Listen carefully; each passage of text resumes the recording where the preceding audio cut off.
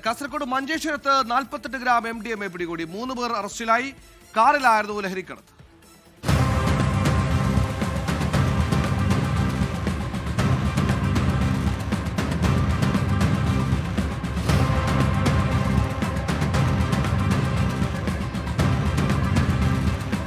ജില്ലാ പോലീസ് മേധാവിയുടെ സ്ക്വാഡും മഞ്ചേശ്വരം പോലീസും ചേർന്ന് മഞ്ചേശ്വരം പാവൂർ സ്നേഹാലയത്തിനു സമീപം നടത്തിയ വാഹന പരിശോധനയിലാണ് 48 ഗ്രാം MDMAയുമായി 3 യുവാക്കളെ പിടികൂടിയത്.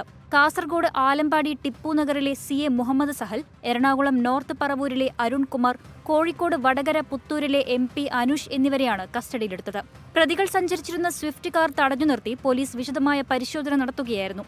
വാഹനത്തിനുള്ളിൽ പൊതികളിൽ ഒളിപ്പിച്ച നിലയിലായിരുന്നു MDMA. ലഹരിമരുന്ന് കടത്തിന് പിന്നിൽ പ്രവർത്തിക്കുന്ന മറ്റ് കണ്ണികളെ കണ്ടെത്താനായി പ്രതികളെ വിശദമായി ചോദ്യം ചെയ്യേണ്ടതുണ്ടെന്ന് പോലീസ് പറഞ്ഞു.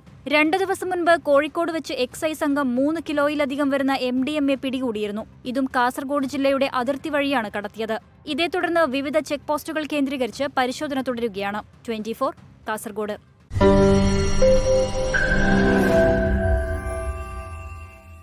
ലോകത്തെവിടെയായാലും ഏത് സമയത്തും 24 വാർത്തകളും ഓഗ്മെന്റഡ് റിയാലിറ്റി പാക്കേജുകളും എക്സ്പ്ലെയിനറുകളും വിശദമായി കാണാൻ ഞങ്ങളുടെ YouTube ചാനൽ നിങ്ങൾക്ക് സബ്സ്ക്രൈബ് ചെയ്യാം.